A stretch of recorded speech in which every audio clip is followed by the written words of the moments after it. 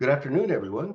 Welcome to today's Truck Regulation Implementation Group, or TRIG, meeting, focusing on the rule provisions of the Advanced Clean Fleets Regulation.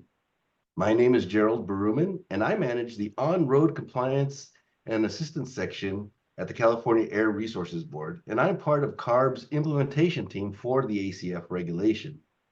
This is our third session in a series of meetings to solicit feedback from affected parties on the ACF regulation as it is currently written. This is not a forum to discuss potential changes or suggested changes to the regulation. All TRIG meetings are held virtually and are recorded, and the recordings and meeting notes are all then posted on CARB's ACF Meetings and Events webpage. For today's meeting, Dorothy will continue our discussion from our last TRIG meeting on the ZEV purchase exemption.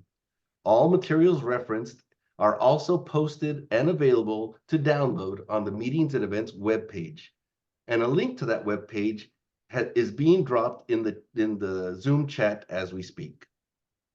CARB staff will go over lessons learned from the ZEV purchase exemption requests that have been received, and then the panelists will have the opportunity to provide examples of requests that are in preparation. We'll also leave some time for discussion on manufacturer sample responses when ZEVs are not available in the configurations needed. Dorothy will then also provide us a follow-up on the draft list of ZEV manufacturers. The last portion of the meeting, Matt from our team will provide a presentation that will start the discussion on the daily usage exemption. So we have over nearly 400 participants outside of our panelists that are registered. So thank you everyone for taking time out of your afternoon on this warm Wednesday afternoon to be part of this exciting TRIG meeting.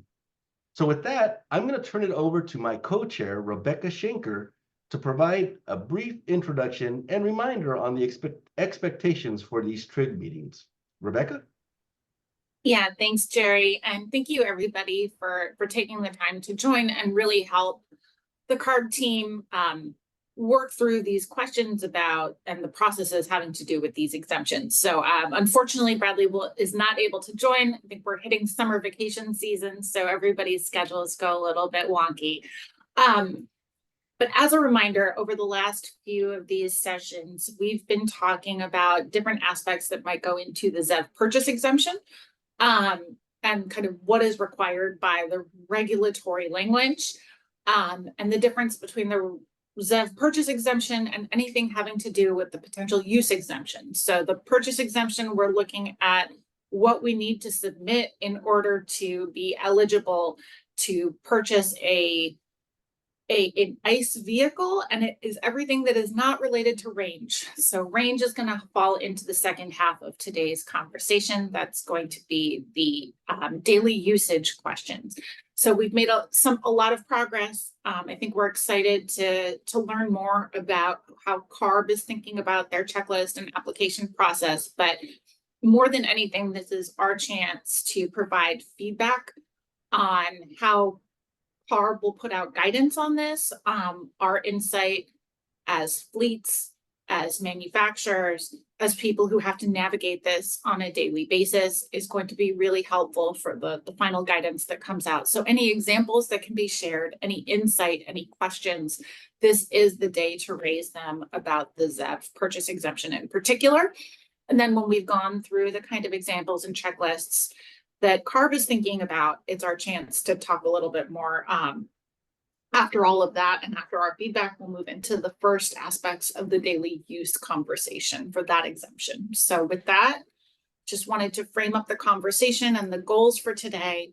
Your feedback, your experience, any anonymized samples you can provide would be really, really helpful as we work through this.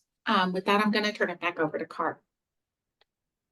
Thank you, Rebecca. I really appreciate your participation and being one of the co-chairs of our group here. We really appreciate you being part of this. So with that, I'm going to share my screen and provide the agenda for today's meeting.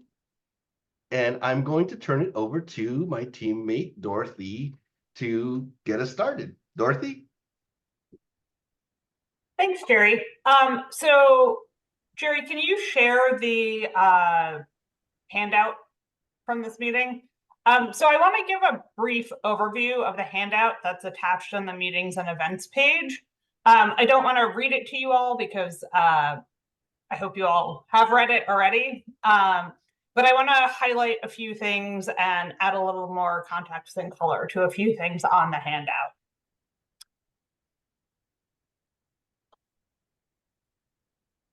Hold on, Dorothy, I'm figuring it out. Hold on. I can actually share it if you want. No, I got it. Hold on. Okay. The bar screen was in my way, so I had to get Understand. it. So here we go. All right, you should be seeing it now. All right, that's perfect. Okay, so as it says up top, CARB has received several of these purchase exemptions. Most have been from state and local governments. We've had a few from high priority fleets.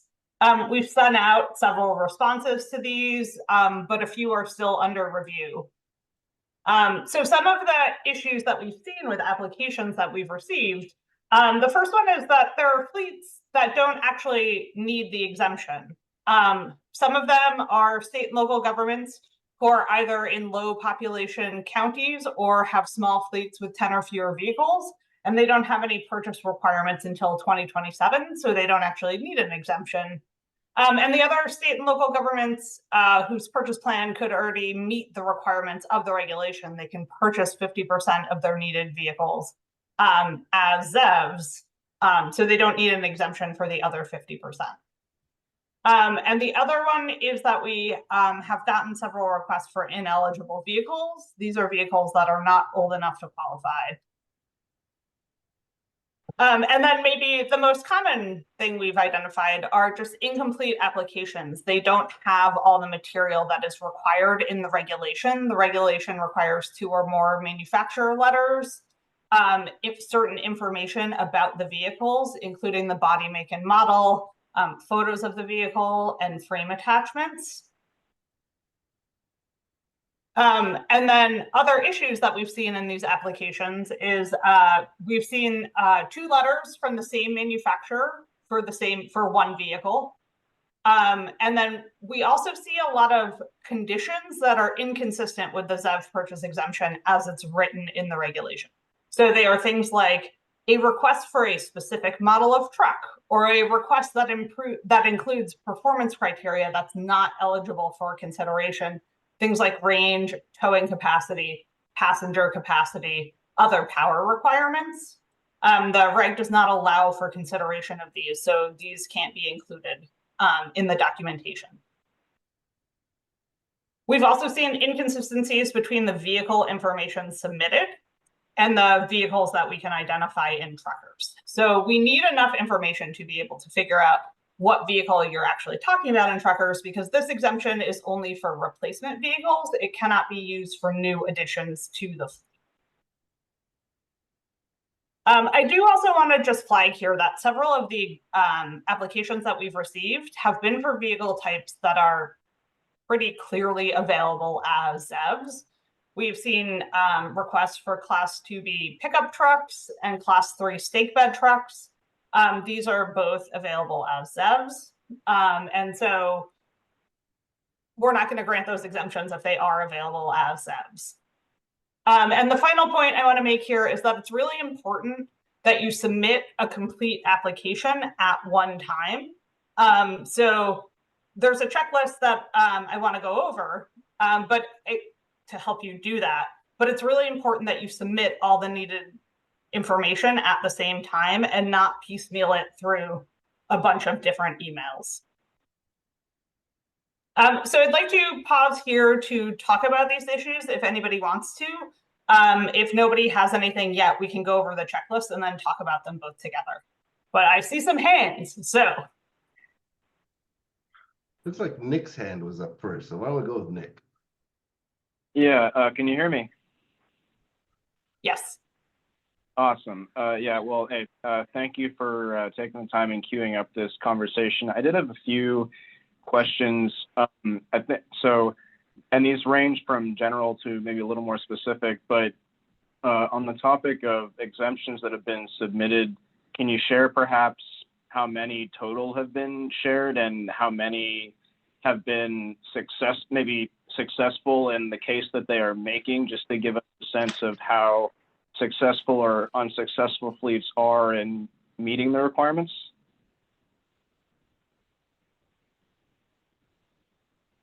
Yeah, I can share some broad strokes on that. So we've received, I think it's about a dozen applications at this point. I don't believe we have sent out any approvals yet. But like I said, several of those are still under review. Okay. Because I think, and I believe this has been raised before, just the idea that if folks can see in an anonymized way what a successful exemption request looks like, that might be helpful for avoiding piecemeal, so that they have that example to work off of. And, you know, obviously if a vehicle is available and that's obvious, you know, that can be stated, but, you know, but perhaps it can just be, you know, noted so that way folks don't bother, you know, submitting that kind of thing. And I guess I was curious too, you'd mentioned that there were some fleets that had, that it sounds like they are trying to comply with the 50% requirement when they don't have to. And it sounded like that's in some cases because it's fleets that are not required until 2027 to comply. But were there examples of fleets that are subject to the 2024 requirements that are overperforming, perhaps, where they are, you know, overdoing it and not seeking exemption where they need it? And is it a situation where they could be told that, you know, that's them overperforming and that could potentially be like early action that they could use in later years between now and 2027? I'm not sure I know exactly what you're asking, Nick. Okay. I guess I'm having trouble seeing how, if your question relates to the purchase exemption or if this is just a separate question. I think I can. We have, okay, I can thanks. jump in. Yeah.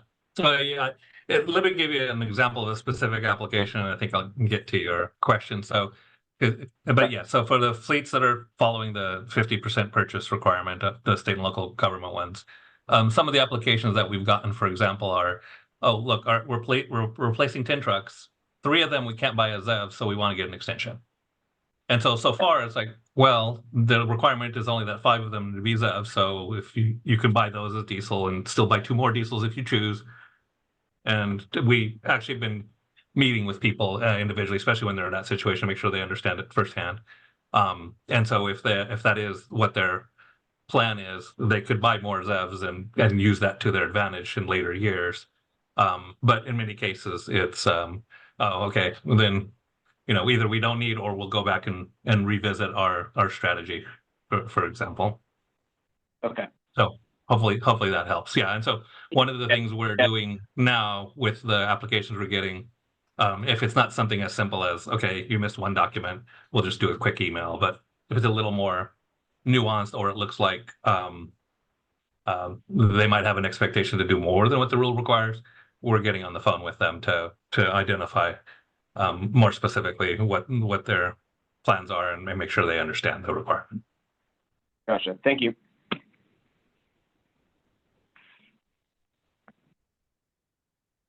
Okay, if that's the last question for Nick, then I think Lacey's hand was up next. So Nick, Yeah. are you all? Yeah, so we're gonna turn it over to Lacey. Thanks so much.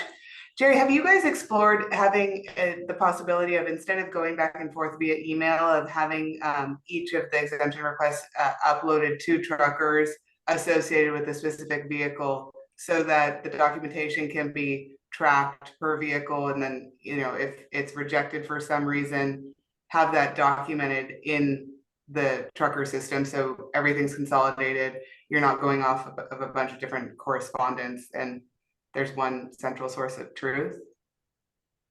I think I can jump in on this. The regulation says the application has to be emailed to the trucker's email address, and we are sticking with what the regulation says for now. Okay. Well, if there is a way to maybe, if someone could put in a VIN number into the, subject line of an email, and then it just gets saved to that record in Truckers, it would help with a lot of record keeping and make sure that everyone's on the same page. And also in Truckers, after an exemption is approved, does it reflect in the reporting for that vehicle? Oddly, the answer is yes, because the exemptions mean that the how they're treated in terms of the compliance demonstration or calculations, if you will, is treated differently. So generally, with any extension, what we have in Truckers is you provide the information about the vehicle itself, and then there's what we've called the compliance option. So in there, we would put that it's either operating under an exemption unless it's one of the self-selected type, like if it's a backup vehicle, you can select it yourself, for instance. But if they're ones that we review, then we would go through and identify them as using the extension. Okay, And so that would be done by CARB, and it's clear that you guys do that and that the fleet hasn't done it. And then if it's an extension, does it say when the extension is done? Yeah, so to make sure we're not missing it is for an extension like the ZEV purchase exemption, we will follow up in writing with either the approval or the denial. So you will get a notice saying, hey, here's all the vehicles, here's what you applied for, here's the vehicles that meet the criteria. And then in this particular case, there's a certain amount of time you have to go ahead and buy your internal combustion engine vehicle, and then report that information to us. And you can keep operating your existing trucks longer depending on the compliance option that you're using in the process. And so we kind of identify those steps. And then to touch on actually what comment you made earlier about putting the information online. I mean, in the regulation, we do have language about if we don't have enough information to determine if there's a ZEV, then there is a mechanism that we will post information online. Even in our responses right now, we're trying to be sensitive to even information that would be considered I forgot the right term, not trade secret, but something to that effect. Confidential business information. Yeah, well, and not just confidential, but even proprietary kind of information. So we're trying to make sure that we sort out with our legal team is like, okay, make sure we don't put extra information that does need to be there, for example, in that process, just to be sensitive to that concern. Okay, so just so I'm clear, does it clearly differentiate whether it's an exemption or an extension? And if it's an extension, how long that extension lasts? Is that reflected in addition to the notice that the fleet receives directly from CARB via email? Is it also reflected in the trucker site? Well, the best, well, I don't have a clean answer. The answer is mostly. So for example, some of the purchase exemption allows you to buy another vehicle and keep operating your existing one longer if you're doing the model year schedule, for instance, beyond the useful life criteria. When you receive that vehicle, could be a year, it could be 2 years later, or even longer, depending on the type of truck you're buying. So there isn't a time window when you receive the truck. There is a time window in which you make the purchase of the ICE vehicle in lieu of purchasing the ZEV, for instance. So we will identify that it's operating under the exemption. That's the reason that it can go beyond the useful life and still be compliant in the fleet. And then when the vehicle comes in under the purchase exemption, then you would provide it. Okay, we're replacing that truck because we got approved a year ago or whatever it was for the extension to go ahead and buy this ICE vehicle. And so that's what we're reporting to you now. And then they would retire the vehicle that was marked as having been issued the exemption, and the reason it can operate longer until that ZEV, until the ICE vehicle in this case would be brought into the fleet. So there isn't a direct end date on when you receive the vehicle. So we wouldn't put in Truckers an end date that we can't. No. Right. Okay. I guess my suggestion is in the situation where there's an extension that has date specific constraints, whether Yes. that be for the purchasing of a new vehicle or for continuing operating an existing vehicle, that be clearly reflected in Truckers, so that because Yes. the person submitting the extension or exemption request at a company may be different from the person who's managing the fleet and who is actually like interacting in truckers. And so having and then also having the actual approval notice that was sent out be like associated with that record in truckers would be really helpful. Gotcha. Okay. Appreciate the comment. Thank you, Lacey. Thank All right, so it looks like Brett has his hand up. Why don't we go to Brett? Awesome. Thank you. I see my box lighting up, so I assume that I can be heard. Tony, always a pleasure. Dorothy, always. And Rebecca, thanks for your stewardship of this trig. Yeah, just kind of a few questions based on that last little handout. So I guess first and foremost, like our ZEV vehicles are all listed and approved for the HVIP program. So CARB has, we've already furnished to CARB all of our sell sheets for those vehicles. And, just as a prudent business practice, if we had any other ZEVs, we'd want those to be eligible for the state's incentive program. So this is relating to the manufacturer's letter, the letter from the OEM piece of it. What is our requirement here, Tony? I mean, like, do we have a response requirement? Is there a statutory requirement for us to respond to these from the field? Are my dealers required to respond to these requests? In the regulation, there isn't a specific requirement on the manufacturer. The regulation was written with the idea that generally the fleet owners would be going to seek to purchase the vehicle, and then if they find that they're in a situation where they can't find one, then they would provide the documentation to show, hey, I made my good faith effort. In the reg is like Dorothy touched on, is we just require two or more manufacturer letters to that effect. And I think the checklist might be helpful to actually kind of go over, but in the regulation, it's also very explicit that ARB will then use all of its data sources, including the manufacturer information, dealer information, reported information that we have to then determine if there in fact is a ZEV available for purchase or not. So we will go above and beyond what the applicant might submit. So that is one of the things we did in this particular option, rather than saying go to absolutely everybody that makes a ZEV in the chassis that you need. We said, use the two or more test. If there's 5, we're going to go to all 5 to answer that question. And then if we don't see that anybody makes a ZEV meeting the criteria specified in the rule, then we will grant the extension. Okay. And second piece, our EM2 leaves the factory as an incomplete vehicle, mainly because it's missing mud flaps and taillights, and the Thames and bodybuilders put that on. But for the most part, that activity is somewhat unknown to us after we sell the chassis. I know this is going to diverge ever so slightly, but it's definitely, I think, relevant to the conversation. Whereas applications and usage can and sometimes void warranty for our product. We sell vehicles and spec vehicles for 100% on highway use. And if the vehicle is determined to have been used in an inappropriate manner, that could potentially void warranty. So how the TEM may react to that, I think, is something has CARB considered, what sort of implications out there have been under discussion. Well, all I could say is there isn't any specific language to the effect of what warranty requirements may or may not be.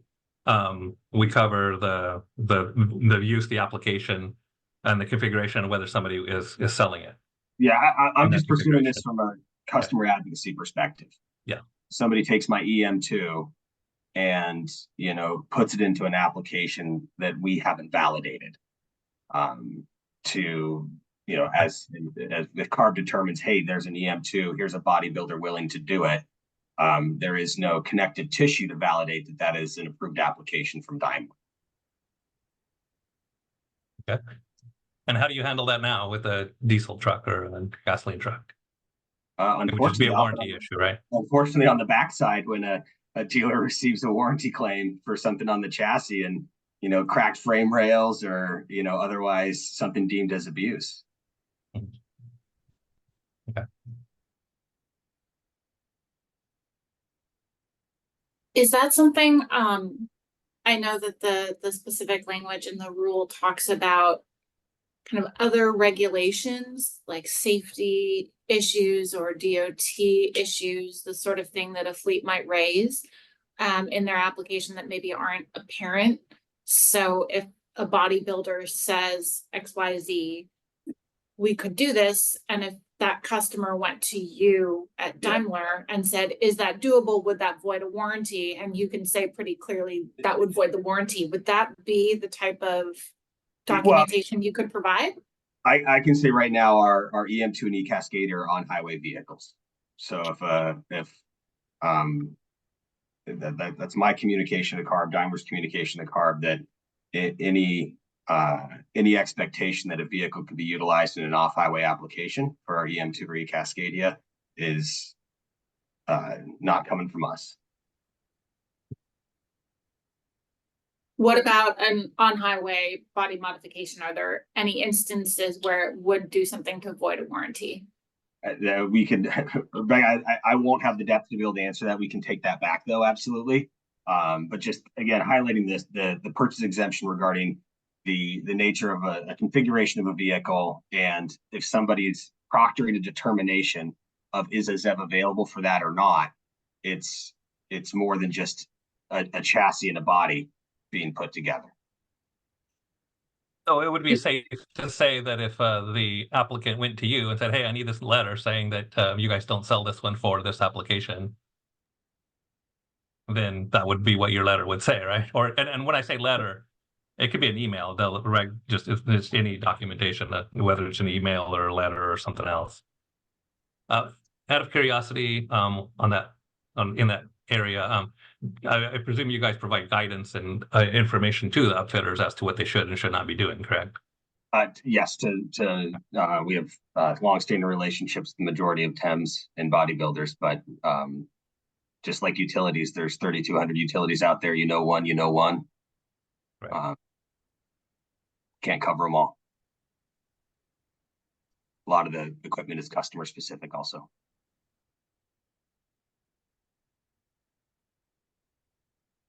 Thank you for that, Brett.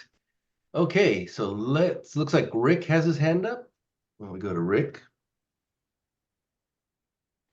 Thank you, Gerald. I wanted to revert back to something that Dorothy mentioned. She talked about that other power requirements are not taken into consideration. When you say other power requirements, what is it relating to specifically in the application? So this was about power use. I don't remember exactly what the application was, but I kind of think it might have been something like an ePTO and the power requirements to run that. And that, like the mileage, the range requirement that Rebecca brought up, could be considered under the daily usage exemption, but is not eligible for the ZEV purchase exemption. Okay, I guess can help me understand how that falls under the daily usage. Is that you're saying that basically if I have an ePTO application that requires 4 hours, 5 hours of stand use, that's the exemption I'm going for, rather than the purchase exemption. I'm going for the daily use exemption. The answer is yes, and you should definitely stay tuned to the end of the meeting when we're going to talk about the daily usage exemption in depth. Yeah. And I guess just all right. I'll just pop in just for everybody's benefit. Yeah. So the ZEV purchase exemption, the basic question is, can you buy the truck in the configuration that you need? Period. Is it for sale and can you buy it? Then the daily usage exemption gets into the question of, okay, vehicle exists, it's there, you can buy it, but will it meet the needs for the usage of the vehicle? And then there's a method to make that distinction. Okay, thank you. And that same idea is where you're coming into on the towing side as well, I'm assuming. Well, towing doesn't factor in directly in terms of the way the regulation is structured. There is we're kind of talking now about the usage exemption, so I want to kind of defer that a little bit to later. There are ways that you can collect data on how much energy the vehicle uses in its actual application and a ZEV in the same kind of application to justify your request. And that would, and again, that would go down the path of the daily usage side as opposed to this side here. Yeah. Okay. All right. Okay. Thank you. Thanks, Rick. All right, so Emily, looks like Emily's got her hand up. Yes, thank you. Two quick questions. So one, for public fleets, you mentioned that you're checking whether it's like within the 50% purchase requirement, because if it's part of the 50% ICE, then you don't need an exemption. But how exactly are you collecting that information? I mean, a public fleet might not know exactly how many vehicles it's going to purchase during the year, and that number might change during the year. So what information are you collecting, and how is that being factored in? I guess I'll start. So generally, the state and local government requirement is that 50% of purchases made during a calendar year would need to be ZEV. And so if they buy 2 trucks now that aren't ZEV, then as long as they buy 2 that are, by the end of the year, they met the 50%. So generally, what we've been getting is, yeah, here's what we're planning to do this year. And here's what the vehicles we're identifying that we want the exemption for. So that makes it fairly straightforward to then say, all right, do you, if the 50% of the vehicles that you can buy as diesel meet your need and the others you can buy as ZEV, there is no reason for an extension. And no need to request and no need to change their plan. And as we talked earlier, you don't need to buy the 7 if as zero emission. If you're buying 10 vehicles, you might want to use that to an advantage later, but it's not a requirement. So again, in some of these, we've been doing conversations like, I think Dorothy touched on one was from an applicant that didn't have a requirement until 2027. So when we received the application, it wasn't entirely certain. And so we called them and asked them, and they were pleasantly surprised, and we're happy to go ahead and buy their current vehicles, and knowing that they have a little extra time before they have to consider the ZEVs. Okay, so if you are buying a number of 5 ZEVs and 10 ICE vehicles because you can't find those in ZEV, theoretically you might be asking for 5 exemptions for the ICE vehicles, and the other 5 are covered by your ZEV purchase. But, you know, if those numbers change during the year, is that then kind of like a fluid discussion where you can be like, oh, I need another exemption, I need fewer exemptions? Well, yeah, I mean, our hope is that it isn't fluid, but yeah, if plans change, then it's like, okay, resubmit what your actual plan is now if you're gonna fall short of the requirement. And to be clear, I mean, what we're looking at is if we find it in the example, let's just use the 10. If I'm buying 10 vehicles total, only 5 need to be zero emission, and that's the example. If you want to get an extension and you can show that 5 aren't available as zero emission, but the other 5 are, you could still meet that 50% requirement. We're not granting an exemption. So I think that's maybe one of the things that I don't know if it's an area of discussion, but yeah, I think we have received an application where it's like, okay, here's 5 vehicles I can't do, but I know I can do the other 5. So can I get the exemption and then buy 10 combustion trucks? It's like, well, no. So I don't know if that was kind of the spin. So at the end of the day, with the 50% purchase part in effect at the moment, then the request would have to show that there's more than 5 vehicles that cannot be purchased as ZEVs in that year to even justify receiving an extension. Okay, so this might be part of the exemption checklist, but it sounds like you should include some information on your year's purchasing plans to explain why it isn't otherwise covered by that 50%. And at this ICE. point, yeah, I think the checklist will be helpful because, but for again, state and local government, it is their purchases year by year. So at this point, we've been generally getting, this is what we're doing this year. We haven't gotten anybody coming in with, oh, here's a multi-year plan at this point. And the other part of the regulation did envision is, hey, 3 years down the road, there might be a lot more choices than you have today.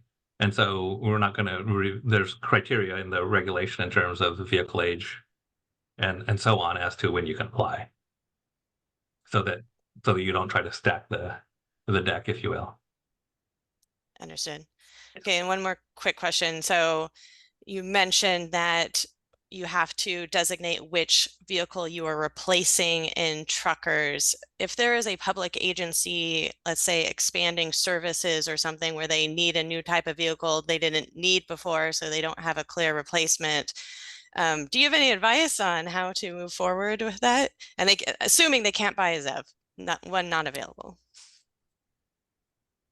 So, okay, I guess I'll go. So yeah, so there's a couple of choices. One, first thing that's so one of the things we're trying to do with our basic education. Here's what the rule does and the flexibilities you have. So again, if you can meet the 50%, just because one vehicle may or not be available as ZEV doesn't mean that you can buy an internal combustion engine vehicle. Yeah, and a number of people like to use the one for one concept. It's, hey, if you buy an F-150 Lightning that's in the heavier weight class, and you buy some specialized truck, you've met your 50% requirement if that's all you're buying.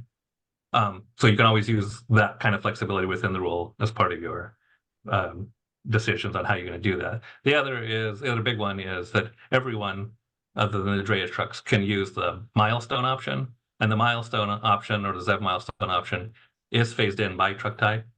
And so it works differently. I mean, it is a percentage of fleet requirement, but it is based on the truck type, so that your your vans, your some 2-axle buses, box trucks, and yard tractors are the ones that have a 2025 deadline. Most of your work trucks, other types of trucks, are generally going to be in that 2027. First 10% of those have to be zero emission, and then by 2030, it's all of the specialty trucks. Which is anything with a heavy front axle, any Class 8 vehicle that's designed to work while stationary, and your sleeper cab tractors are deferred till 2030. And so if that particular option is advantageous to you, you might find that you might want to use that in a particular case. The state and local government can use that, and so can any high priority fleet. That's helpful. Thank you. So Tony, just to clarify, so you're saying the fleet expansion question for anybody using a model year approach is clearly off the table. They're going to have to buy a ZEV regardless if they're expanding their fleet, even if that ZEV doesn't exist in a configuration they would need because they've selected that path. They need to find a way to make that a ZEV purchase or not do it in the state of California. Actually, yes, or they can switch to the milestone option. So again, till 2030, fleets have the option to switch to the ZEV milestone other than the drayage trucks. Okay, so that would be the kind of discussion about the fleet expansion question would be related specifically to anybody who chose a model year type approach. Well, to be super clear, the regulation does require that if you are applying for a fleet-specific ZEV purchase exemption, in all cases, whether it's under the milestones, under the model year schedule, or the ZEV purchase schedule for state and local government fleets, that you are replacing an existing vehicle of the same configuration in the fleet. So under that application process, it has to be a replacement of the same configuration for all three compliance paths. Okay. Otherwise, you can use the flexibility that's baked into the rules, basic compliance paths like Tony's describing, either, take advantage of the 50%, or under milestones. If you're meeting the milestone in any given calendar year, you can add combustion vehicles to your fleet as long as you're meeting or exceeding the milestones. And then under model year schedule, that is a less flexible approach. Okay, that's really helpful. Thank you. Okay, Emily, was that your last question for us? Yes. All right. So just so that we can stay, on track and in time, we're going to take Don's question. He had his hand up next. Peter, I saw you put your hand up. We won't ignore you, but after Don, we'll go over the checklist and then we'll circle back around to you, Peter. All right. So keep your question in mind, but we're going to take Don's question and then I'll turn it back over to Dorothy so we can go over the checklist, just so that we cover everything for everyone. All right, Don, take it away. I will try and keep this as brief as I can. So I kind of have a weird predicament. We're doing the ZEV purchase schedule because we're state and local government. If I do the milestone and I don't get funded by the Board of Supervisors 1 year, I can't promise I can meet that, so I'm not taking that chance. But the way our city is divided up, each department owns their vehicles and each department buys their own vehicles, but they're all, this CARB regulation falls under me. So I have a department right now that is trying to ask for an exemption for a vehicle they can't buy. That's not made, they have letters from the manufacturer, but what I'm hearing here is that's gonna get denied if somebody else can buy a vehicle in the city. And I guess my question is, if I allow them to buy this and promise to buy some later and somebody pulls some funding later, I can't guarantee I can buy a zero emissions vehicle. How do I stay in compliance? Does that make sense the way I asked it? I think so. Yeah, and I mean I think that's one of those decisions. Like, yeah, I understand that fleets are going to have to decide whether the risk or the advantages of one versus the other is critical. I think part of your question, though, I think depends on the fleet makeup itself. And you said you have multiple departments and divisions within the city. And so there are options that you can comply as jointly or separately. And so that might be one of the solutions to your question, but I think we'll have to get into the particulars. So we've of your actually situation. registered jointly as a major group, because unfortunately okay. it falls under me to make sure that everybody Okay. else complies. Yeah. So so at this point, what you're describing is, hey, there's a fleet, and as a group. So what we'd be looking at is all the under the purchase schedule. It's all the purchases that fleet makes in the year. So again, if you're buying 10 vehicles and 5 can be zero and 5 can be something else, this is what we're going to be looking at. And so, yes, if you have, if you're replacing a number of pickups and you say, well, I'm not buying zero emission for this particular department, but I want an exemption over here. It's like, wait a second, you can buy zero emission. So we can't give you the exemption because you could still meet the 50%. Okay, that's what I needed to know. Thank you.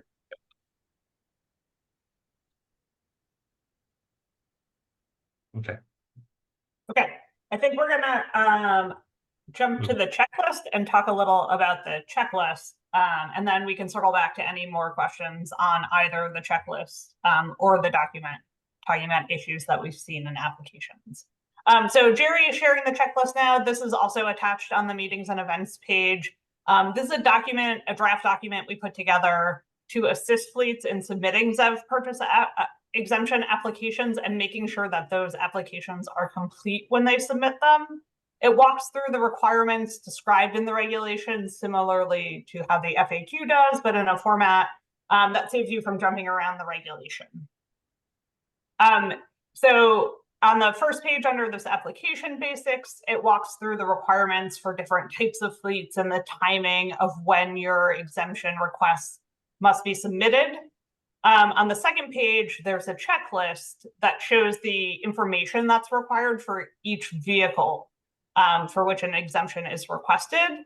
And I want you to please note that if you're requesting an exemption for multiple vehicles, this information is required for each of the vehicles for which you are requesting an exemption. That application material must be submitted to the trucker's email address. We will review your application and respond within 45 days. As Tony mentioned before, now, particularly in the early days when we need clarification on an application or we have questions, or if we think fleets are misunderstanding their compliance requirements, we are having phone calls and communicating with those fleets. When evaluating these applications, CARB will reach out to manufacturers and dealers to determine if the needed vehicle is in fact available in the same or one higher weight class. And if the vehicle is available as a ZEV, the exemption request will be denied. So I just wanted to go over that. The whole checklist is attached to the meeting, and you should definitely read through it. But if you have any questions now, either on the checklist or comments or on the issues we've seen with applications before, we're hoping that this checklist will help people submit complete applications and will avoid some of the incomplete applications we've been getting.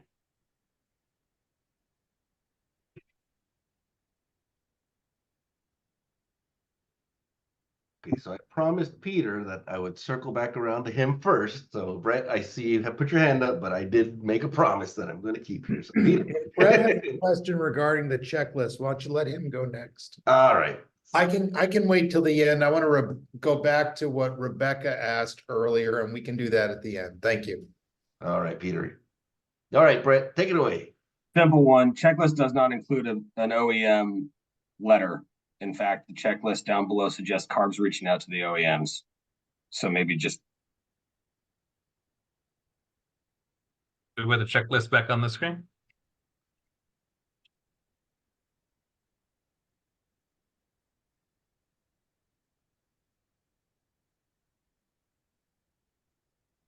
So yeah, this checklist portion is about the vehicle information, but there is another section that describes other required material, which includes the OEM letters. I'm just saying, but if you scroll down to the bottom of what CARB does next after receive and submit your application. Yeah, both these things are true. And then it says if CARB identifies a manufacturer. Yes, and that is also describing the regulation. Yeah, I'm just, if we're furnishing this to customers who are navigating the process, my takeaway would be that I just need to tell you the vehicle I'm trying to replace, and CARB does the legwork to identify a manufacturer. You won't get an exemption if that's what you do. Yeah, I know. Okay. I don't think any of us want just denied exemptions for the sake of denied exemptions. So I'm just trying.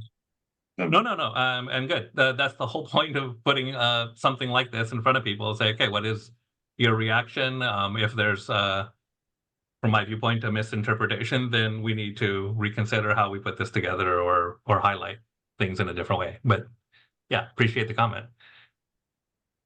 And that's exactly, thank you, Brett. That's exactly what we want from all the panelists. We want your feedback. So this is the forum to provide the feedback on the information that we're putting out there to help with this. So let's hear it. Yeah. And then last piece is higher weight class. We have to be super mindful of class 6, 7. And a lot of fleets intentionally do not have professional drivers. Sure. And there's a labor implication. Right. Did everybody hear what Brett said? Because he kind of cut out for me, and I think it's a really important point. Apologies. Class 6 goes up to 26,000 pounds. And if you're like the majority of people, that is what you're allowed to legally drive on our roadways with your Class C license. Above that is a Class 7, which goes to 26,001 up to 33. And that requires a commercial driver's license. And if the exemption, you will not be granted an exemption if there's a vehicle available in a higher weight class that would then potentially force a fleet into a situation of hiring a professional driver. And that's not to marginalize or denigrate Class 6 drivers. No, but I think it's a very real issue. And the question about CDL issues and implications was on my list to raise here too. I know it's not written into the regulatory language, but it's a very real reason that fleets spec vehicles the way they spec them. And it changes the safety, it changes the rules that would be governing fleets in a lot of other ways. I mean, we are where we are. I just want to make sure that's clear. We're, we're going to obviously collect information. We'll be reporting back to our board in the future. But that's what is in the rule. And we know that fleets are going to be making decisions possibly around that, depending on how things play out and when they're getting their vehicles and what the vehicle capabilities are and so on. It's also even how you configure the vehicle is part of that decision too. Yeah, because obviously with more batteries, more weight, and things like that. So it's going to be one of those types of decisions that fleets are going to be having to balance which vehicles they do first versus which ones they don't. Yeah, and there's already a weight penalty for at least battery electric and most likely hydrogen as well. So we're already kind of forcing a lot of the industry up against that barrier.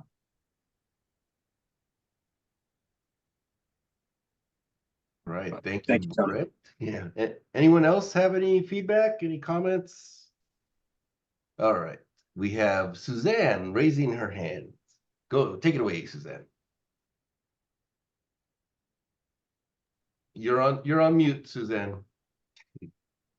Thank you.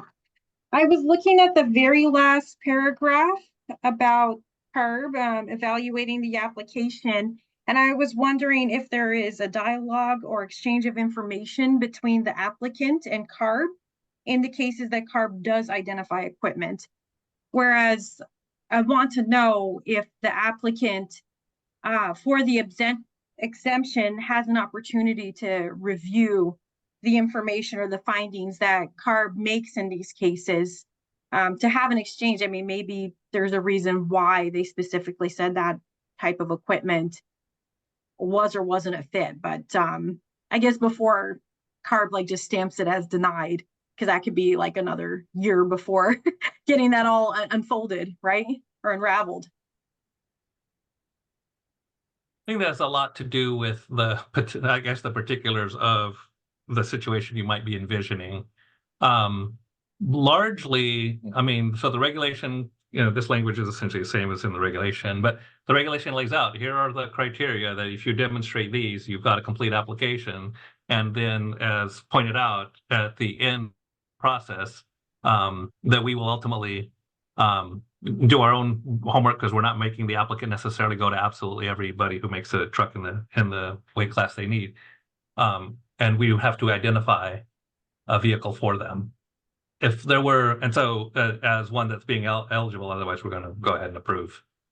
I mean, sorry, that would fit their application in that configuration. And we would have to, if we were unable to do so, then we would grant extension. So generally, I mean, the way the reg is written, the applicant should essentially know whether they're going to get approved or not when they submit it. And now, if they're missing one or two things and we tell them it's missing, then they could just resubmit it with the missing information to have their application be complete. My question was not about missing information, but it was really in reference to an application that was complete, that was submit, and CARB identifies a piece of equipment that the applicant did not. And I wanted to know that, is there a grace period for the applicant to even review or evaluate this equipment that CARB identified to even have an exchange? Because I mean, maybe with this piece of equipment that's identified, perhaps it doesn't meet all of their needs. No, okay. There's so much specialized equipment. It's just hard for me to really embrace that this person who's going to be evaluating these exemptions is going to be fluid. I mean, or as fluid as the folks who are operating them. So it just seems like there should be some period of time where there's an exchange before there's just a response that says, you are denied because we found this equipment. I mean, you have limited staff, Tony, and it does take a bit of time to move these situations or applications or exemptions through the process. Okay, well, I want to make sure we separate a couple of matters. So as we kind of talked about earlier, if it's things like, hey, it's the range, the mileage that I need, those kinds of parameters are the issue, not whether the vehicle can be purchased, then there's a separate exemption process for that with its own criteria. If you, if you are referring to, let's just say it could happen that we make a mistake and say, hey, here's the vehicle, it's available, the configuration is here, the manufacturer says they can do it, there's only one left, and for some reason they can't, then that would be, it would be no issue to say, okay, wait, the facts have either changed or weren't facts, I guess, to begin with, we can reevaluate. So in a scenario like that, so I guess if it's a issue about, hey, does it meet my duty cycle needs and those kinds of questions, that's a separate exemption for it. This one's the question about, can I buy it in the configuration? That is why we explicitly ask for the make and model of the body so that we can give that to the manufacturer, who can then say, hey, I'm either an upfitter that makes the competitor's product and I can put it on the ZEV, or something to that effect, but to get enough detail so that we can ask the OEMs themselves or the upfitters, for instance, as to whether they have a product in that to meet that need. I also want to emphasize a timing thing in regard to what you were bringing up, Suzanne, which is that CARB is obligated to respond within 45 days of receiving a complete application with the denial or acceptance of the application. So this is not a process that's going to go on for a year. Maybe to clarify, maybe Suzanne, Nick, I know your fleets have a lot of specialized equipment. I'm sure the municipal fleets do as well. Are there items that might be helpful to include in the checklist where people could provide additional detail that get to maybe it's not a straightforward attachment, you know, as opposed to listing general information in your checklist or your application? Are there aspects missing in that checklist that would help specialized fleets identify more specifics about the equipment so that CARB could know whether it exists in the marketplace or not? Is that something that you're seeing that you would be able to provide that feedback so that that goes into the checklist or the application form? Is that an excuse for me to talk? I mean, you were next, but it also has to do with Suzanne's comment, right? I think a lot of other people here as well. Tony, I think you said it best. I mean, maybe there's this off chance that your staff can make a mistake.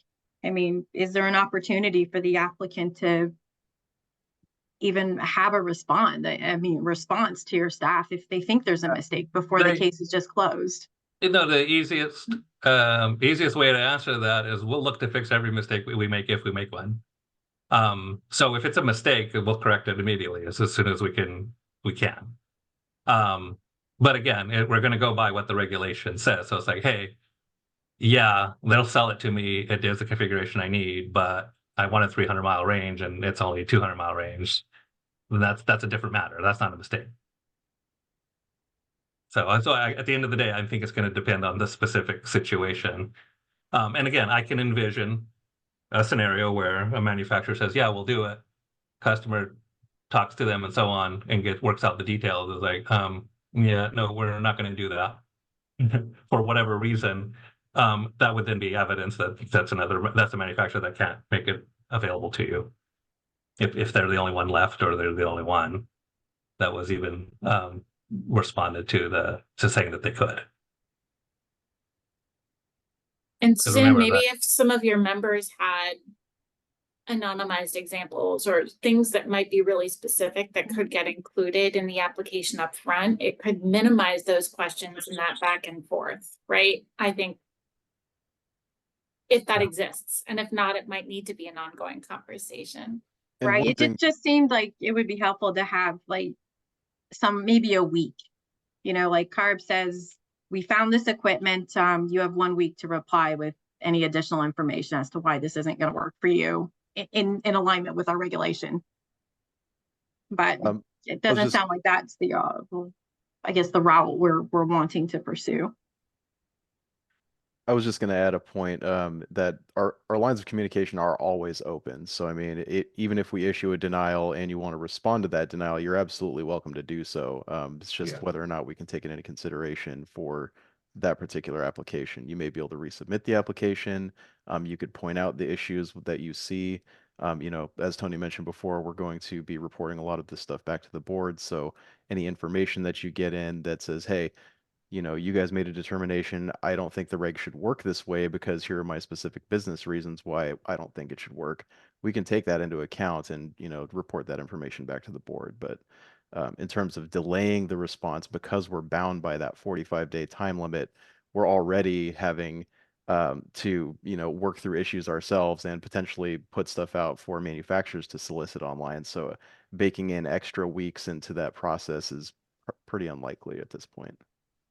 Well, so yeah, just to embellish on that point is, yeah, we have the regulation, we're going to follow what it says. So I don't know what could have changed from the time we responded to what was submitted. But again, if there is something like a mistake or something like that, we can do that. And comments about how you want the rule to be different are things for future consideration. They're not part of today's discussion. That is why the board wanted us to report back to see how things are going. They're not going to be surprised if there's an adjustment necessary here or there. That is the point of doing that, and the board has a history of making adjustments as needed after a few years of experience and issues to be resolved. And Suzanne, as Tony and Dorothy have mentioned, that right now we're picking up the phone, we're calling, and we're asking questions if we have questions on our side as well. So it's an open discussion. But I think Rebecca brings up a great point that this is what we have this trig meeting for, right? Is we want your feedback. If you could provide us examples or something that helps us, that would be fantastic. So the 45 days, I think that's a great time frame that's included in this regulation, because I know in truck and bus we didn't have that, and there would be several months, I mean, that police could not get a compliance certificate, and it was very difficult to get in touch with CARB staff. I mean, and that rule's been around for several years, even towards the latter part of the regulation, and it just wasn't the experience. So it's great to know that that's what we have in place today, and that the Air Resources Board does not make mistakes. You guys are so well schooled. None of us make mistakes, and this is all just going to unfold beautifully. So we do our I think best, this is fantastic, but I appreciate the comprehensive response from you all. Yeah, I'll say we do our best. Everybody's human here, even us. So, we'll fix it if it's a mistake. Thank you, Suzanne. All right, Nick, your turn. Alrighty, to bank off of what Rebecca was asking, yes, I have plenty of fleets that would be very happy to describe in detail the specialty attachments that they have as part of their vehicle needs. So I guess, for example, to that checklist, if there was an additional box where they could give additional detail about why what is available does not meet their needs, I'm sure they would happily take the time to fill that out if it was an option. And if you say yes to that, I will happily report that back to them that is being added. One other factor, and I think it banks a bit off of what Brett was talking about with consideration to weight, something that one of my members brought up to me recently, and I think this has maybe been a factor in conversations, but they were talking about how when they are speccing for a new vehicle, they're looking at weight distribution calculations, and it's being done with every build that they have to look at capacity, but then also towards meeting federal motor vehicle carrier and bridge regulations. So I I just bring that up as yet another wrinkle and thing that they are considering. And I realize throughout this process, we've talked about fleets needing to comply with various rulemakings. But yes, I think queuing that up, what Rebecca brought up, any additional space to speak to what vehicle needs are would be appreciated, but within the confines of the way the rule is currently written. And I think I can say, and I can appreciate too that we're trying to focus here on ACF as written and not the AB 1594 conversations. But I can say too that I put together a chart that speaks to a number of the specialty details that my member fleets have that could be informative for this conversation, and I can share that with staff if you don't have it already. I do believe a few people from the CARB side have seen what I've shared, but I can share that more broadly if needed. Great, thanks, Nick. Appreciate the input. All right, Peter, you're on. Hi, Peter Okarowski with SEEB. Thank you for allowing me to replace John Constantino in this group today. Really appreciate it. He's away for the next couple of weeks. On your list, one question, I just want to direct you for the application basics, where it indicates that the application can be submitted no later than 1 year. I wanted to ask if it made sense to say and no earlier than, and put that in there. For example, many of our members are finding they need to order vehicles several years in advance just to get them because of the delay in receiving some of these vehicles. So if it's 2 years out and we put in an application, but we find out that it's not available, we're sticking in the ZEV purchase exemption world, is sending you an application 2 years ahead of time okay? What's the earliest that we can apply for it? And does it make sense to put that in the list? I think that is part, well, one, it depends on how the compliance option works, but the criteria that you see here, to a degree, establishes that time frame. So if you're following that model year schedule, you can't be submitting applications for a vehicle that has less than the 700,000 miles or is less than 16 years old. So by definition, that is narrowing your window, for instance. Do you see that? So you can't. Yeah, I take see what you're saying there. Let me think more about that, Tony. Thank you very much. Oh, okay. Yeah. I do have a second question, and I'm going to go to the back of the queue. Thanks. Oh, right. Yeah, just for, I don't know if it triggers a thought or even on that question. So the ZEV purchase schedule, again, the criteria there is that the vehicle itself is not less than 13 years old, but it's again based on the purchases schedule that the fleets are making, and it's when they make the purchase, not when they receive the vehicle, is the compliance. And I believe John has strategy. talked to you about our concern with this provision because many of the or some of the vehicles people want to replace earlier than that for safety purposes. If you've got folks operating a boom truck or bucket truck, for example, they may not want to wait 16 years. They may like to replace those every 10. And I think John's discussed that with you. He has. I don't think that's a checklist item for you here. Yeah. Well, let's just cover the third point because this, I don't know if I said it to John, but you can take it back to John's like, and again, I'll repeat it many times. I mean, so each of these options work differently, but that milestone option, the age of the vehicle, the mileage of the vehicle, when you're replacing it, we don't care. It could be a 2-year-old vehicle you want to replace. Doesn't matter. But if I'm in model year schedule, it should, I mean, this goes back to the original question I had based on an earlier question, which is, folks should be able to stay in the schedule they want to stay in. I never interpreted the rule as saying, well, if you wanted to get a ZEV purchase exemption, you couldn't. If you wanted to stay in model year schedule, you need to jump into milestone. I sort of assumed that if the vehicle wasn't, and maybe I heard that wrong, and that was I want to make sure. No, I'm going to make sure we're not talking past each other. No, I mean, if you said model year schedule is my option, I don't want to go to milestone for whatever the reason, purchase risk, that kind of stuff, then that's what we're going to evaluate. So and within the model year schedule, then it's like, all right, then it's structured a particular way, and the 700,000 mile, the 16-year thing is going to be used. And if you want to replace it earlier, the rule's not making you replace it, so it doesn't qualify for an exemption. So you have to buy a ZEV in that case, or wait until it gets close to the time that the rule's saying you have to get rid of it. Thank you. Yeah. Or you can shift to model year schedule, milestone option if you qualify. Because remember, yeah, and if you choose to, if you decide that is a better option compared to the other one. I find it hard to understand a scenario where you're 3 years into model year schedule and you could qualify to get over to milestone option. So it's an interesting option though, and we can talk about it further later. Thank you, Tony. Thank you. All right, looks like Rick has his hand up. Nick, did you leave your hand up or did you put it back up? Sorry, I forgot to put it up. All right, sounds good. All right, Rick, take it away. Okay, thank you. So the question I have is kind of related to what Nick and Brett have brought up in the chat and such. Is there any qualifications for the TEMs or upfitters that that let's say CARB is going to go out and say, hey, these people say that they can build X. One problem that was touched on was the weight distribution in calcs and the engineering involved.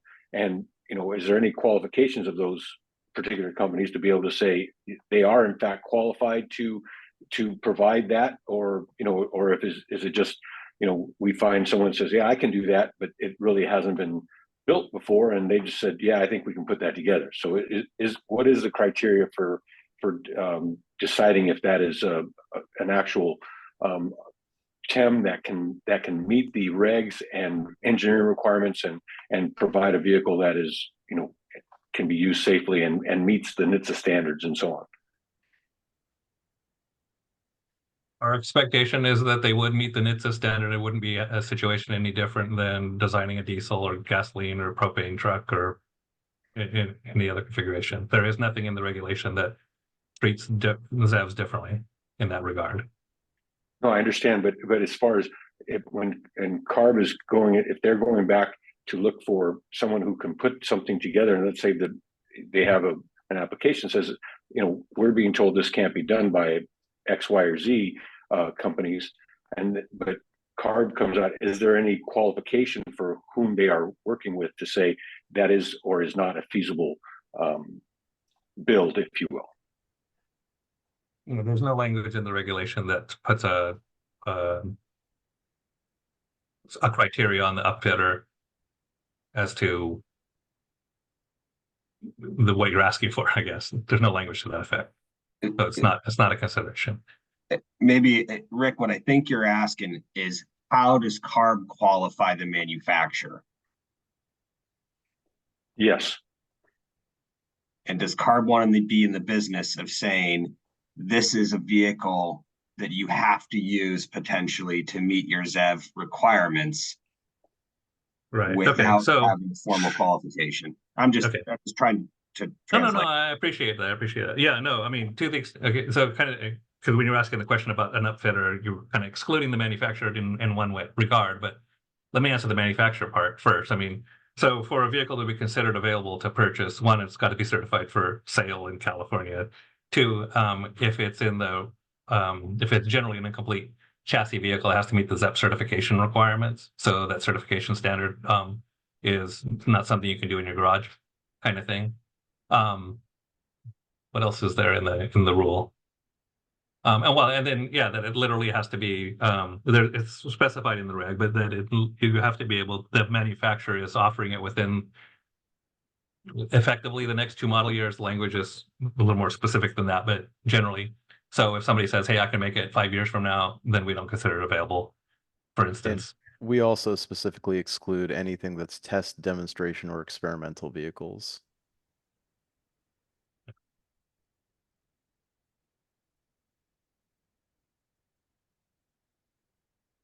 So, yeah, and as you may know, I mean, generally, many manufacturers, if they don't necessarily put the bodies on themselves, will partner or work with upfitters to do so. And so, again, and in the reg, we do specify you can go to the manufacturer for those letters, and we're going to start there. But if there's somebody who says, yeah, I can put this body on that vehicle, and it's a certified vehicle, then there's no additional criteria on top of that.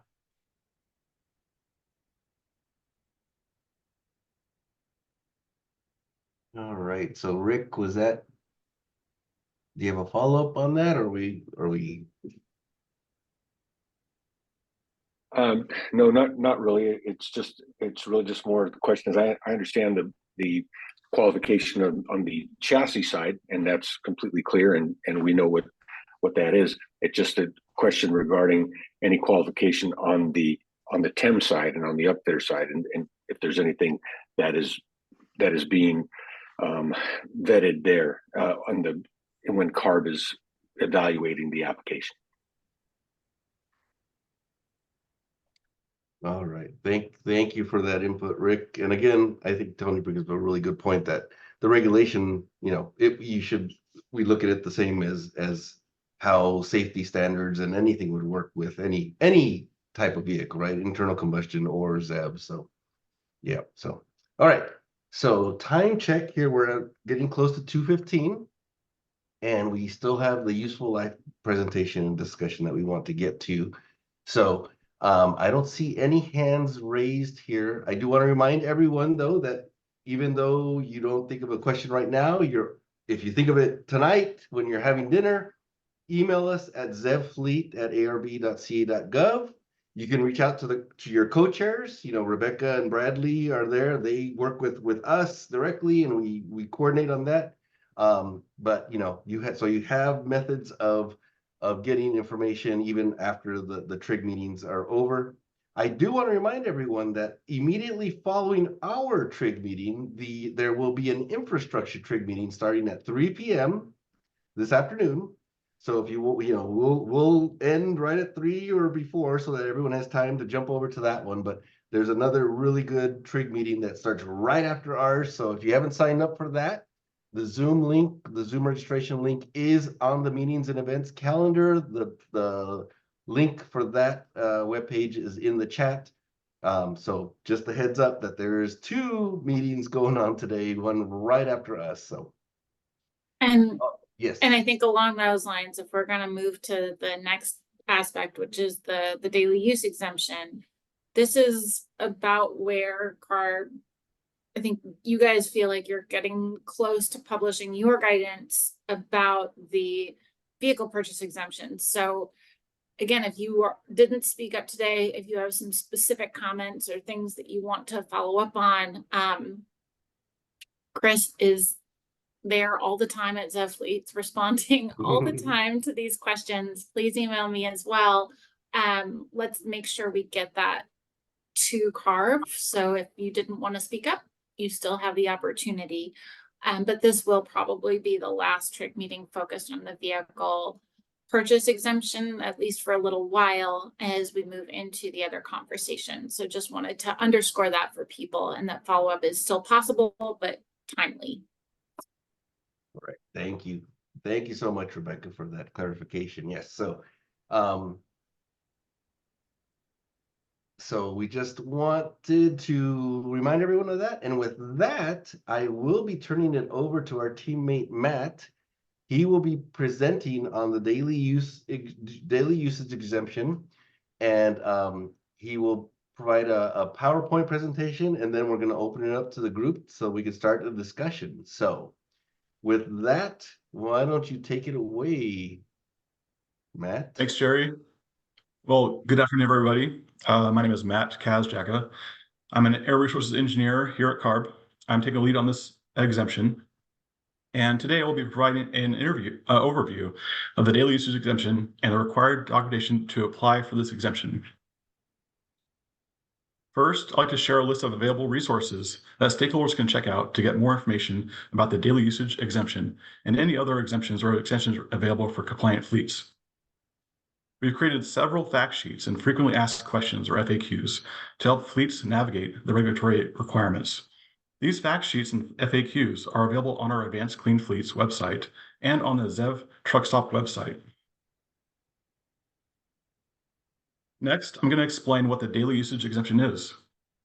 The daily usage exemption allows fleets to purchase a new internal combustion engine, or ICE, vehicle if no new battery electric vehicle, or BEV, is available to purchase that can meet the demonstrated daily usage needs of any existing vehicles of the same configuration in the fleet. Daily usage refers to the average daily range needs and/or energy usage demands of vehicles in a fleet. Please note that the daily usage exemption is only able to be used to replace existing vehicles of the same configuration in the fleet and cannot be used for the purposes of adding new vehicles or to replace vehicles of different configurations.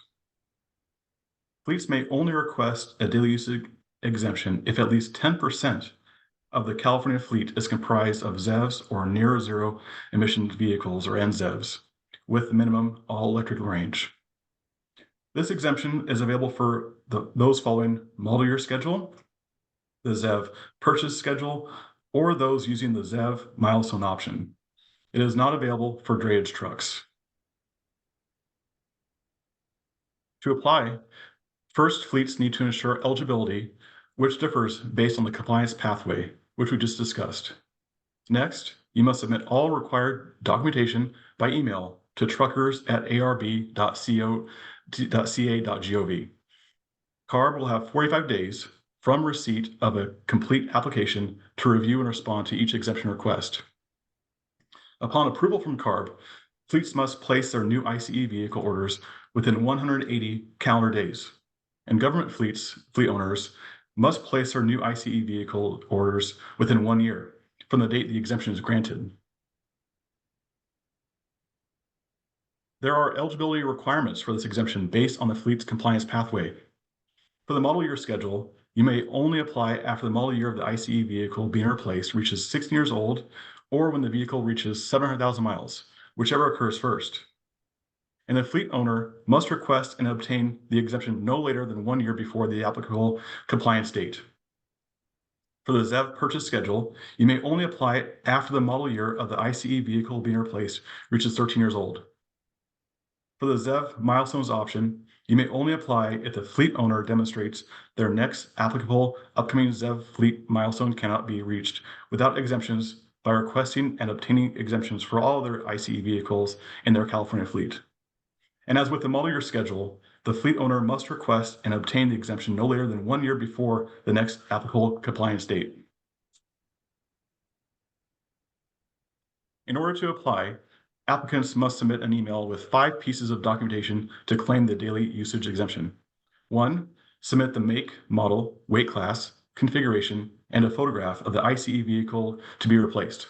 2, documentation of a comparable BEV in the same weight class and configuration with the highest available manufacturer's rated energy capacity. Include the make, model, weight class, configuration, and rated energy capacity of the identified BEV. This means the fleet owner will need to identify BEVs that are available to purchase in that configuration. 3, the calculated range of the BEV according to the regulation, or measured energy usage of a BEV operated on similar assignments. This can include energy used by truck-mounted equipment while stationary. 4, daily usage report for at least 30 consecutive workdays within the past 12 months of daily mileage or energy used by all ICE vehicles of the same configuration. Fleets with mutual aid agreements may select a 30-day period from within the last 5 years. For vehicles that operate truck-mounted or integrated equipment while stationary, the daily usage report must include the energy used while stationary and number of hours such truck-mounted or integrated equipment is operated each day for at least 30 consecutive workdays from the last 12 months. And lastly, 5, description of daily assignments of similar existing vehicles and an explanation of why BEVs cannot be charged during the workday at the depot within 1 mile of the routes or where ZEV fuel infrastructure is available.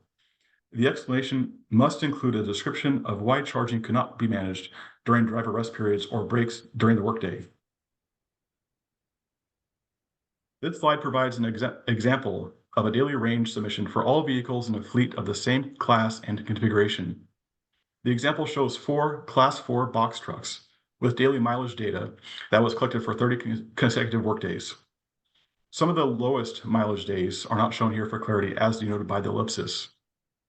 Once fleets submit usage data for all 30 consecutive workdays, CARB will use the lowest mileage reading for each day from all 4 trucks in our analysis as shown in the last column. CARB will then exclude the 3 highest daily readings, shown with 1 asterisk and highlighted in orange, in order to find the 4th highest mileage reading. The blue cell with the 2 asterisks highlights the 4th highest daily mileage, 166 miles, which will be used for eligibility purposes. If the highest available BEVs range is less than 166 miles, then the fleet would receive an exemption for 1 vehicle. Next, I wanted to cover certain situations in which CARB staff will not approve an exemption request. CARB will not approve daily usage exemption requests for a vehicle configuration that is available to purchase as follows: near zero emission vehicle or NZEV, a fuel cell electric vehicle, or a BEV with a high battery energy capacity of at least 150 kilowatt hours for class 2B through 3 vehicles, 325 kilowatt hours for class 4 through 6, 450 kilowatt hours for class 7 and 8 that are not tractors or 3-axle buses, or 1,000 kilowatt hours for class 7 and 8 tractors or 3-axle buses. If you are approved by CARB for the daily usage exemption, fleet owners will receive an email within 45 calendar days from the date the complete application was received. Please note that any ICE vehicle purchased must have an engine that's compliant with the ICE purchase requirements, and the vehicle must be California certified. Within 30 days of receiving the new vehicle, the fleet must report the new vehicle in the trucker's reporting system, including all relevant data such as the VIN, make, and model, etc. And fleet owners must report vehicles that are permanently removed from the fleet to the trucker's reporting system, including the VIN, data removal, etc. We will also recommend keeping good records of this information. In conclusion, we have a few questions for the audience. Question 1, what types of daily data do you collect from your trucks? Question 2, what types of telemetry or other data collection systems do you utilize? Question 3, do you already track daily fuel usage by vehicle? And lastly, what format or tools would be easiest to submit the data? For example, do you prefer Excel, Word, CSV, or another type of data format?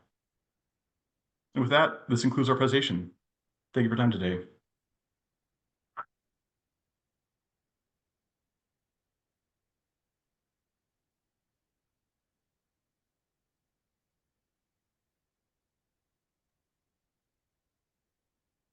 All right, thank you, Matt.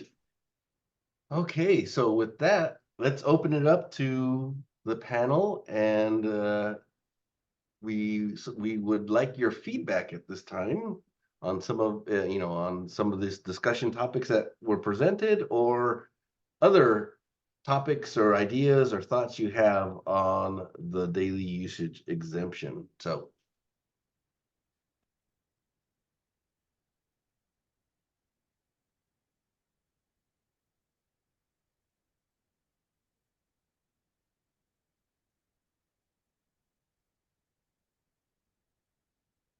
yeah, let's see. All right, looks like Emily has her hand up.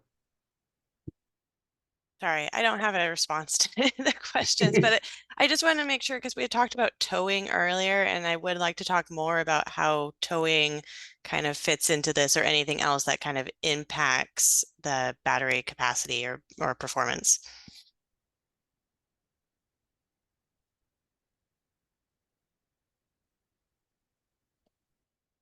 All right, so I know we had talked, so we had talked earlier about Dorothy had mentioned that when a vehicle does meet the configuration, so you don't qualify for the ZEV purchase exemption, then sometimes there's other options that fall into place. So Chris, were you going to jump in? I'm sorry. Yeah, so the regulation again does not specifically address towing, and it never has. But you could potentially use a daily usage exemption to show that the energy used by a ZEV on a similar route cannot meet the daily usage needs of combustion vehicles used on the same routes. So you could kind of use that maybe as a proxy to estimate towing's impact on range, by showing the actual, energy used by the vehicle. But again, towing is not specifically included in the regulation in either one of these exemptions. This daily usage is more of a proxy to estimate the total daily energy used and or range of the vehicle.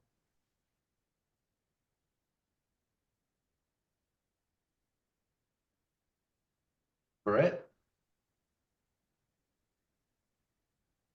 Yeah, I'm gonna cross streams again a little bit here and apologize for that in advance. 325 for a class 6 is high. And because of the weight penalty of a BEV specifically, you're greatly limiting, again, the equipment you can add to that vehicle.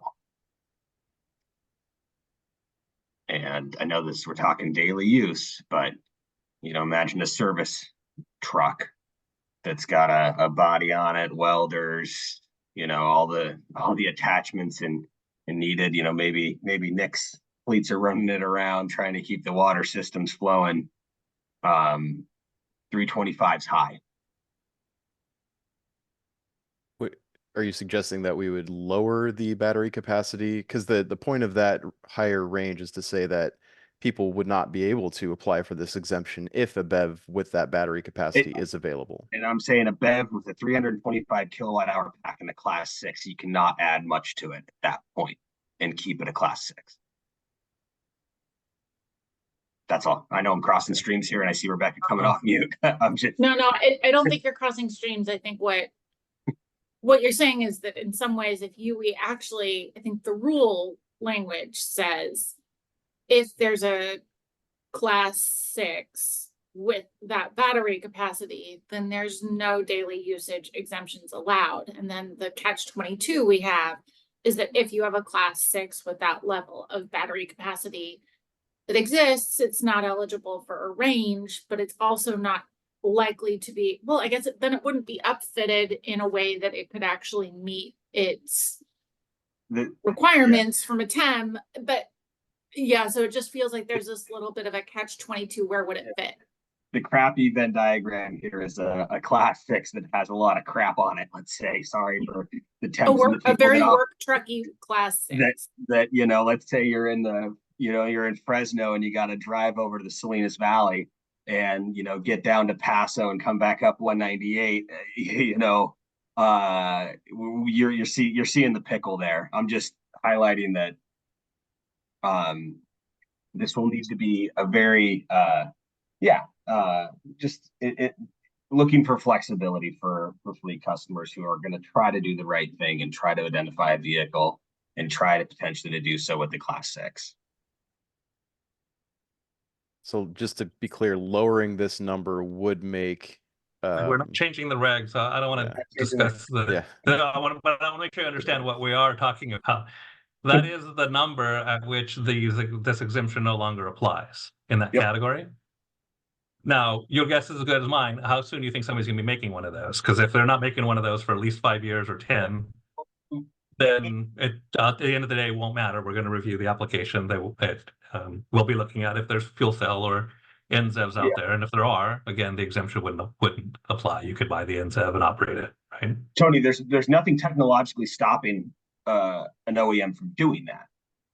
We intentionally do not have a 325 kilowatt hour pack on a class 6 because the weight of that vehicle would prevent a huge majority of use cases in the class 6 market. So it'd be a very niche product that may be a stake body only, that it can only put maybe 6,000 pounds on the back of, which not a lot of stake it just you're designing a unicorn truck for a very specific application if you have a 325 kilowatt hour battery pack on a class 6, which is, when you say, and then quick clarification, rated, is that usable or installed? That's the rated per the definition in the zero emission powertrain certification regulation. I'll brush up on that. Apologies. It's not the usable, it is the rated.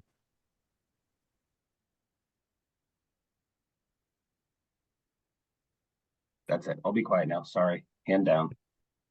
All right. Thank you, Steve.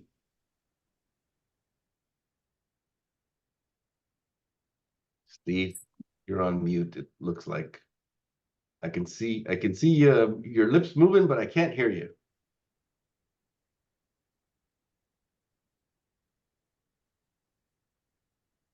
There we go. Is that better? That's better. Sorry about that, guys. My question is on the daily use exemption. I'm reading that it must be over 13 years old, the vehicle, but must have less than 700,000 miles or 16 years. Is that correct? Is that what? Because what my dilemma is, my trucks are running about 90,000 a year, and that's going to put me way over the mileage to before the 13 years is up. So there's no way I can use that daily use exemption. Yeah, I think you might be crossing two different compliance requirements there. So if you are you a state and local government fleet? No, I'm an over the road trucker. Okay, and are you using the model year schedule or the milestones option? Right now, model year, but we're looking at the milestone here. To move over. So the model year schedule option basically says if you want to apply for this, then you have to be replacing a vehicle that's at least 16 years old and has at least 700,000 miles, whichever comes first. So it could be younger than that as long as it has 700,000 miles on it to be able to apply for this under model year. The 13-year only applies to the government fleets. They don't have a mileage requirement. Okay. And then under the milestones, there is no mileage or age requirement, but the caveat is that you have to also apply for exemptions for all other combustion vehicles in the fleet to show that there's nothing else you could have done to be in compliance for that year. Excellent. That answers my questions 100%. Thank you very much. Not a problem. Right. Thank you, Steve. All right, David. Hi, good afternoon. Thanks for allowing me to speak. I guess my question is, how are you going to deal with the variability of the different loads on a daily basis? And I guess to be more specific, so I work in a tanker, so we deal with bulk chemicals and so forth. The equipment needs are pretty diverse and it changes on a daily basis. And I guess I need some clarification on how that would work, because let's say, for example, today I might use a truck for a load and I have to use a pump for 1 hour, but the next day I need to use the pump for 5 hours. So my range is diminished a good amount. So how are we expected to calculate this for future dispatch that is unknown?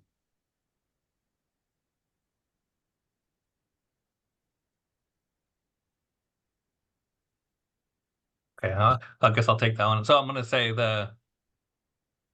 a little bit like the stock market. Past performance doesn't predict entirely the future. So, but by the regulation, we identify that you identify that 30-day period that you're going to use, and it's up to you what that 30-day period is based on past usage for your vehicles. So you have some ability there to kind of say, yeah, this is the either your busy season or the time or the 30-day period that you want to use, because it'll give you the greatest ability to get the extension. So it is based on a given 30-day period for all the trucks of the same type. So obviously, if you were the applicant, you would want to find where your mileage needs are essentially the highest. And then if you are if the energy usage of the vehicle is a more important factor than there is in the regulation, we do specify that you can use actual data from vehicles in use to then justify a basis for what consumption would be equivalent for a ZEV equivalency. So hopefully that helps. But yeah, so obviously we can't use the future to make a determination. We have to use the past data. No, I understand. I guess I have a slightly different question now. The range. So obviously, to increase range, we need a larger battery size, which will increase the weight. And I think I brought this up at the last TRIG meeting. Is weight considered an exemption, because it's it's kind of a function, or at least range is a function of weight?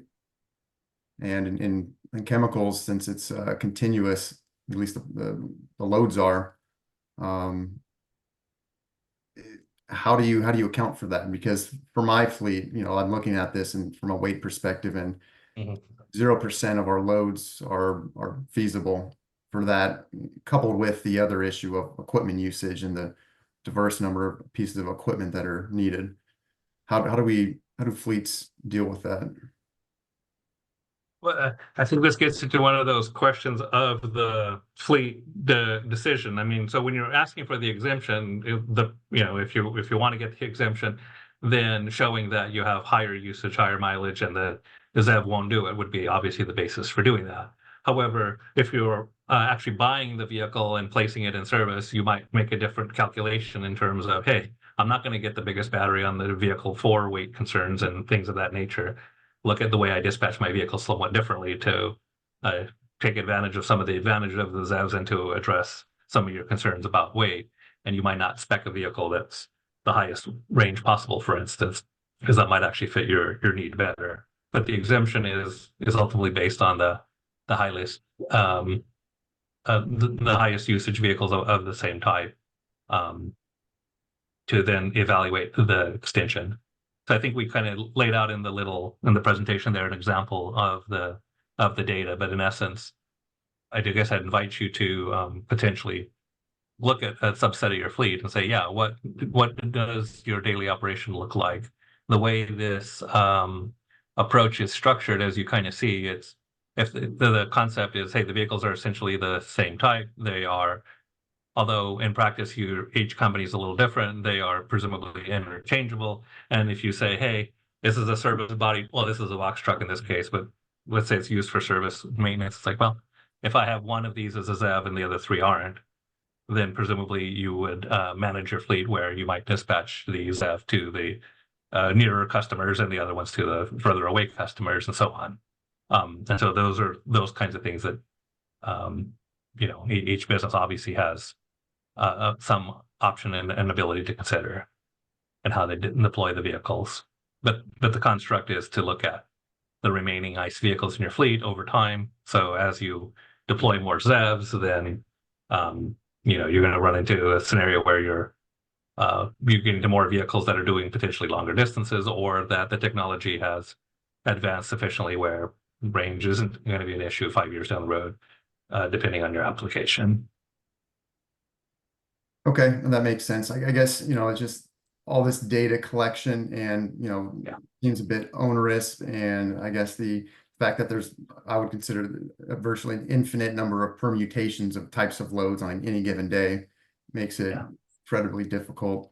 Again, I guess my last question before I hand it over is regarding future business. Let's say we have a business inquiry and we believe it's an exemption, but it kind of changes our numbers. How do we deal with that? Do we have to seek an exemption from CARB before we can accept new business, or how does that work?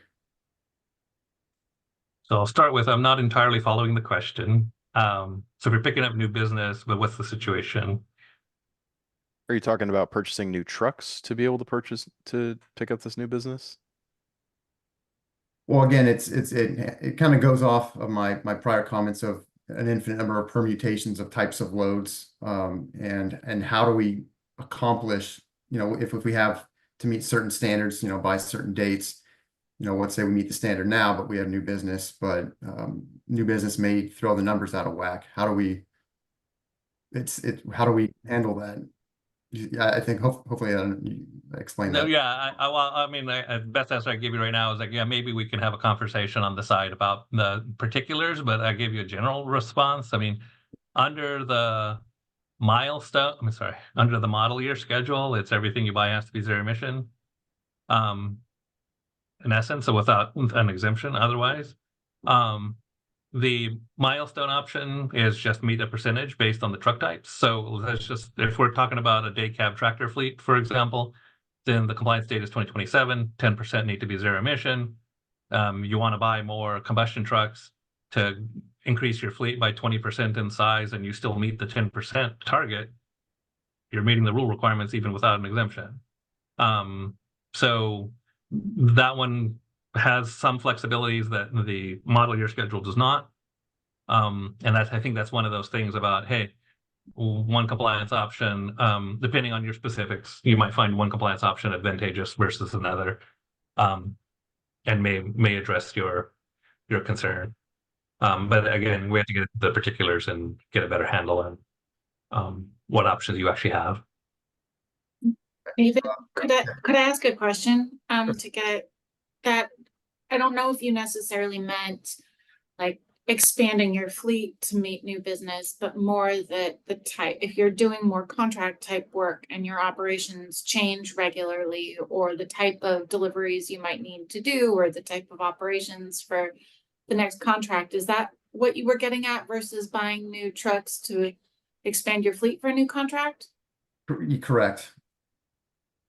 So Because each truck can have a different piece of equipment that's specific to a specific type of, you know, lane or so forth, and it changes. So that if you affix a piece of equipment to a truck, it can only be used for certain things. And you see what I'm getting at, and it's there's such a diverse number of applications for different types of equipment that's aftermarket on the trucks that it makes, like I said, the permutations are it makes it very challenging to track the data and actually decide whether or not it's actually feasible to use ZEVs on a regular basis in the tanker industry. And somewhat that the past data you have from last year might reflect data from 5 different customers, and then it might reflect, you might need a different sort of use case moving forward for that same vehicle as well. Yeah, it's definitely something we'll have to look into and track. But I think more, you know, maybe on the side, we're not going to solve it here. You know, the tanker industry itself should have a discussion with CARB because there are a lot of specific issues that need to be addressed. Thank you, David. Thank you very much. Peter. Thank you, Tony. I was wondering, if you could go back to, sorry, I don't see a slide number. It's the eligibility requirements based on compliance method slide.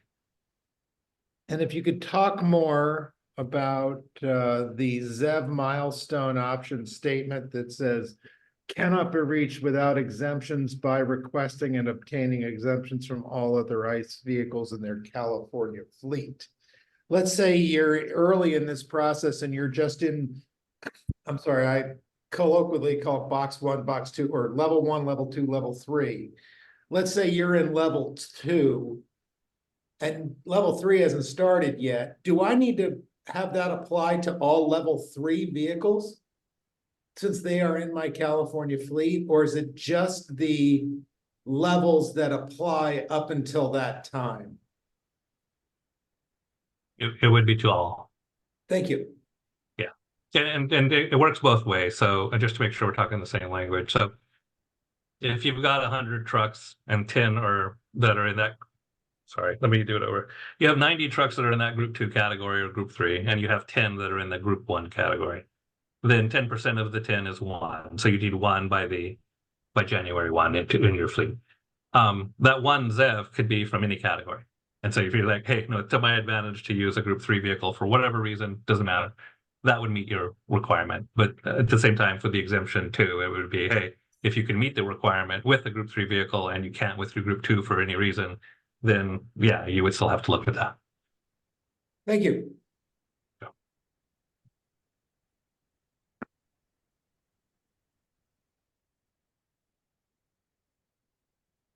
Okay, I'm not seeing any other hands raised at this moment. We are about roughly 15 minutes left in our meeting today. So with that, we can open it up to the panel to have an open discussion for, maybe. Hey, Jerry. Yes. We skipped Dorothy. one thing on the agenda that I just want to say very quickly. So the agenda includes an update on the ZEV model list. Oh, yes. Thank That's you, okay. Dorothy. Yeah, so I just want to say that is coming soon. It will look largely like the draft list we looked at in the last meeting, but it will include all classes 2B through 8, and we'll have some formatting updates, but that will be posted soon. That was all I had. Thank you, Rebecca. I saw Rebecca. Thank you, Dorothy. Thank you, everyone. Yeah. I'll say, I'd like to invite people to use this last 15 minutes here to either identify topics for the next meeting, any questions we might want to elaborate on in terms of the usage exemption, things of that nature, and recap anything that we want to recap here for next steps.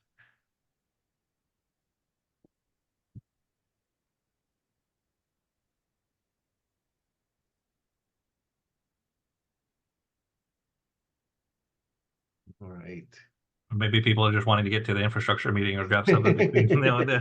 We covered everything so good, Tony, that it's it's all clear. Okay, but so then let me invite people. So it's like, yeah, like Jerry was saying, after this meeting's over, if you do go back and look at the checklist or something else and have some comments or questions and things like that, we would be grateful to get some feedback, because if it sends a different signal than we were thinking, then obviously we want to revisit how we do that.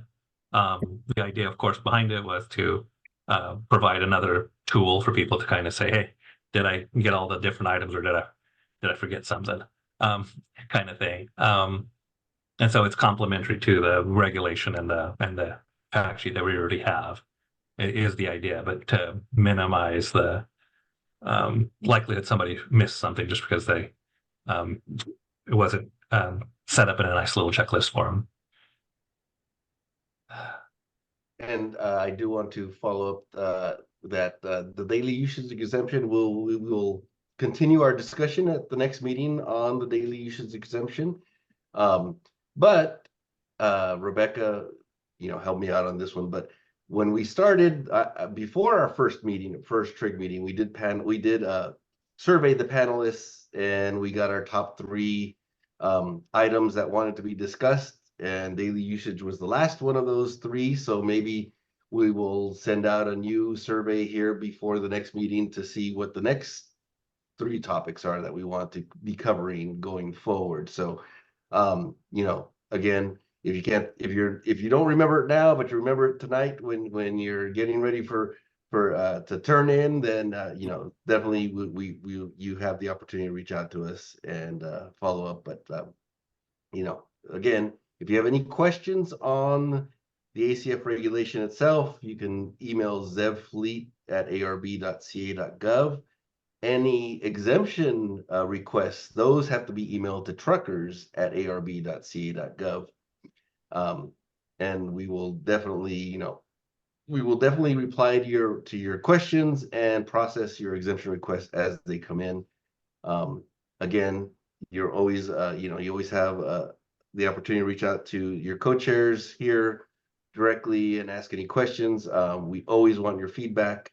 But oh, I see that Nick put his hand up. So why don't we turn it over to Nick here? Yeah, apologies if this was answered. I got booted off briefly. Regarding my comment, and I think others kind of jumped on it too, with the checklist, as far as there being the ability to add more detail to a request with like an open or other, is that something that is feasible at this time, or is more thought needs to go into what that might look like, just to further describe why a request might be needed? Like to, I guess, respond to that with it's not as clean of an answer as you might like, but I say, yeah, if you're providing supplemental information, we wouldn't reject it for any reason. But if your request is, hey, the rule should have included this, and this is the reason I want to use to support an exemption, even though it's not in the regulation, then no, we can't consider that. So I'll make sure there's yeah. Noted. Okay. Thank you. Yeah. But and then when we say too, it's like at the same time with that, it's again the idea behind the way we've structured the rule language was to get the information about the existing vehicle to then use that as a pretty good guide for an upfitter to say, hey, I make that, I can do it. I understand what that is. That's I might be the manufacturer that makes that, or the competition that makes a vehicle available. And so to the extent that it's like, hey, there's better information for an upfitter to use in answering that question, so be it. But again, it would be supplemental information and wouldn't be a criteria that we could base the approval or denial upon. So hopefully that helps.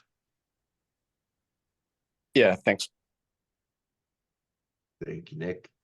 All right, well, just to close up, just a reminder that this meeting has been recorded and it will be posted once the recording is available. It will be posted on our meetings and events webpage. So if anyone missed it or wants to review something that happened, it will be available.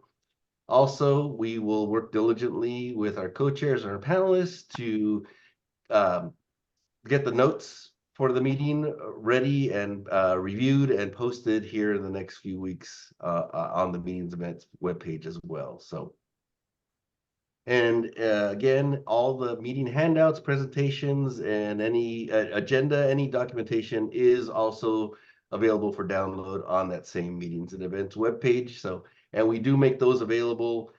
We try our best to make them available at least 2 weeks ahead of the TRIG meetings. And hopefully sometimes we get those up posted even sooner. So we do ask, you know, we will send Rebecca or Bradley will send out a reminder when anything is posted or if any feedback is needed. So any closing comments, Rebecca? No, just a continued appreciation for everyone's participation and feedback and helping make all of this a little bit more accessible for everyone throughout the industry. All right. Well, thank you so much, everyone. Again, we appreciate everyone's time and your being with us here on this warm afternoon. And we'll give you 5 minutes to take a break and then to jump over to the infrastructure TRIG meeting. Again, if you want to participate in that and haven't registered, the Zoom link is available on our meetings and events webpage. So thank you, everyone. I really appreciate you. Have a good couple months until we see you again. Thanks, everybody.